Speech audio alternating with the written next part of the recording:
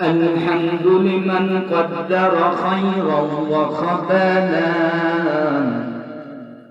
الحمد لمن قدر خيرا وخبالا والشكر لمن صور حسنا وجمالا والشكر لمن صور حسنا وجمالا فرد صمد عن صفة الخلق بريون فرد صمد عن صفة الخلق بريون رب العزلي خلق الخلق كمالا رب العزلي خلق الخلق كمالا لا ضد ولا ند ولا حد لمولاه لا ضد ولا ند ولا حد لمولاه الآن كما كان ولم يلق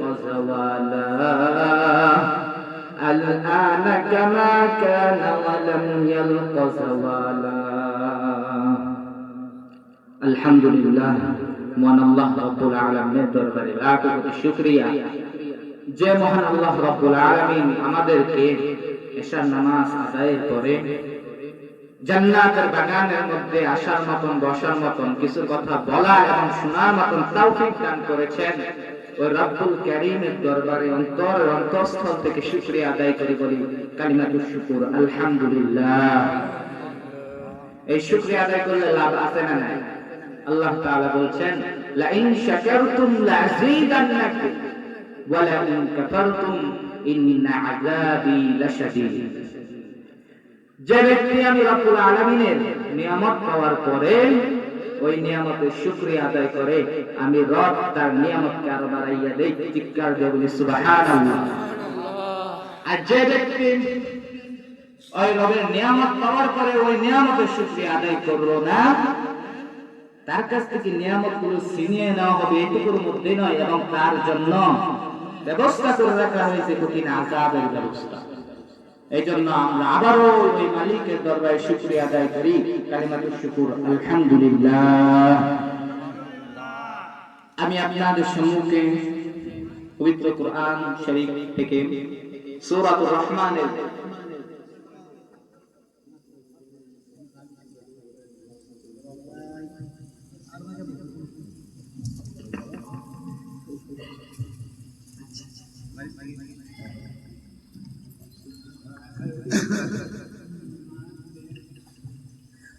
আমি আপনাদের সম্মুখে সূরাতুর রহমানের 3খান আয়াত তেলাওয়াত করেছি। আল্লাহ তাআলা চাহে তো এর উপরে ছোট মানুষ বেশি পারি না, তো যতটুকুই পারি তলাবুল ইলম মানুষ শোনার মতন চেষ্টা করব ইনশাআল্লাহ। আল্লাহর কাছে তৌফিক চেয়ে নিয়েছি। আল্লাহ রাব্বুল আলামিন বলেন আর-রহমান করুণাময় আল্লাহ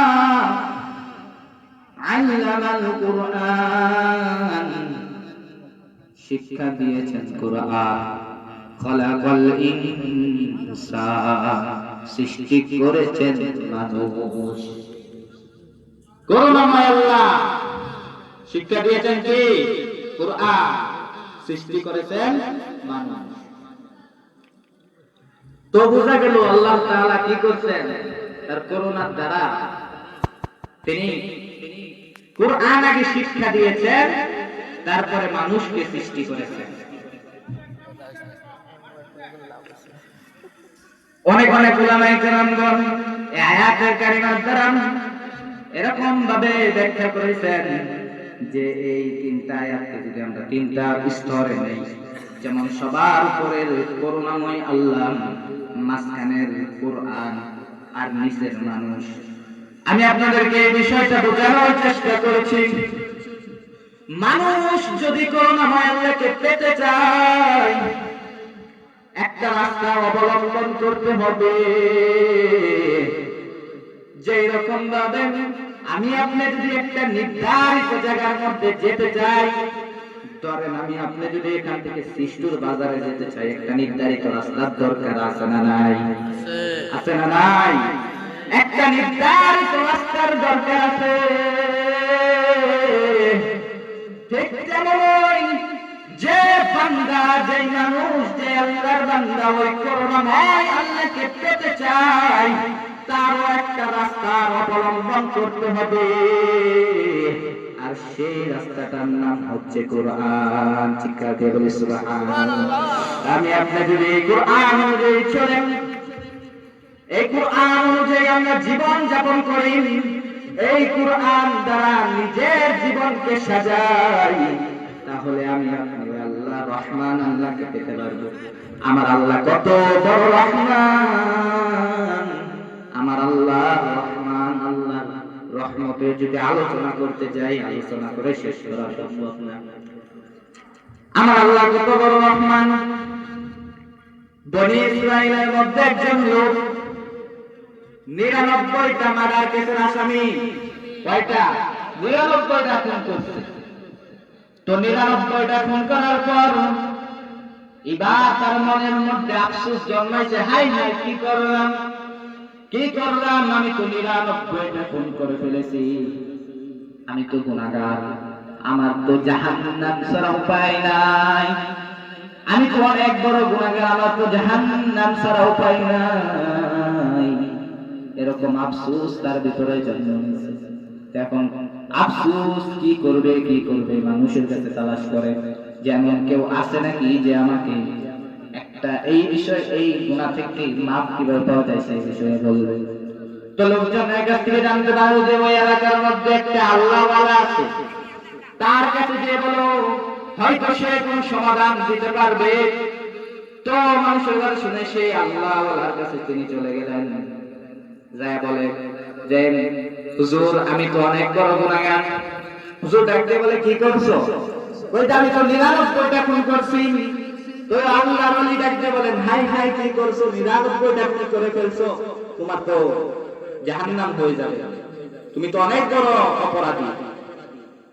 তো এখন বলে যে 99টা খুন করছি, আমি অপরাধী, জাহান্নামে চলে যাব। জাহান্নামে যেহেতু যাবো, তো তোমারে বাঁচায় রেখে কোনো লাভ নাই। তো ওরেও মাইরা দিছে। তো কত হলো? Century complete. এখন 100টা খুনের অপরাধী। যতই তুমি রাগ গালো না কেন, কিন্তু মনের ভিতরে আফসোস একটা আছে, আমি তো জাহান্নামে হয়ে যাব। মনের ভিতরে আফসোস কি করবে, হাই হাই।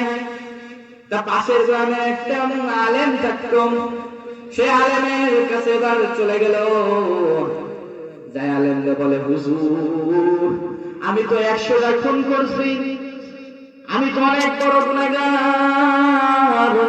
এবার আলেম ডাক দিয়ে বলেন, ওরে আল্লাহর বান্দা, তুমি কি জানো না তোমার গুনাহ যত বড়ই হোক না কেন, তোমার গুনাহ থেকে আমার আল্লাহর রহমত কোটি কোটি গুণ বেশি। চিৎকার দিয়ে বলে সুবহানাল্লাহ। তোমার গুনাহ যদি হয় জমিন পরিমাণ, আমার আল্লাহর রহমত আসমান পরিমাণ। তুমি যতই গুনাহ করো না কেন,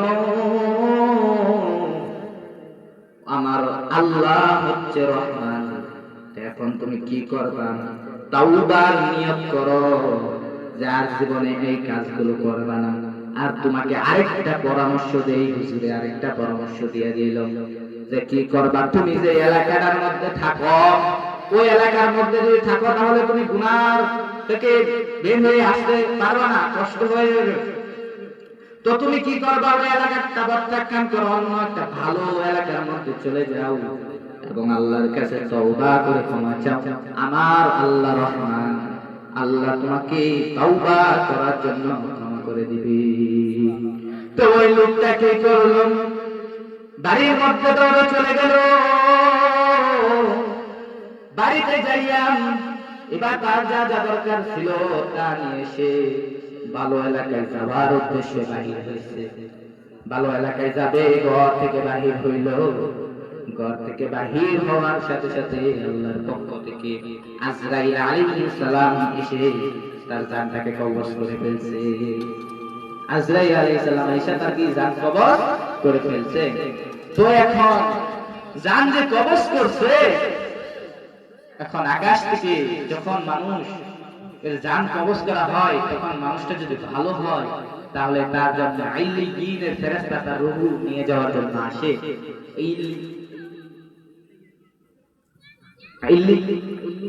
ইল্লিয়িনের ফেরেশতা হলো যারা ভালো মানুষ, যারা নেক কাজ করে, তাদের রূহ এই ইল্লিয়িনের ফেরেশতারা আসমানে নিয়ে যায়। আর সিজ্জিনের ফেরেশতারা হলো যারা খারাপ মানুষ, দুনিয়ার মধ্যে অপকর্ম করছে, তাদের ফেরেশতা নেওয়ার জন্য আযাবের ফেরেশতা, সিজ্জিনের ফেরেশতা আসে। তখন দুই দলের ফেরেশতা চলে আসে।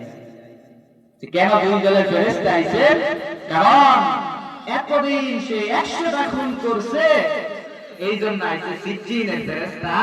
আর ওই বান্দা যে ওই তাওবার নিয়ত করে ওই এলাকা থেকে চলে যাইতেছিল, তো তাওবার নিয়ত যেহেতু করছে, তাই এসেছে ইল্লিয়িনের ফেরেশতা।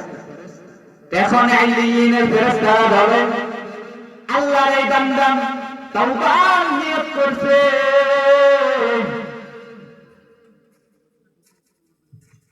আল্লাহর এই বান্দা তাওবার নিয়ত করছে,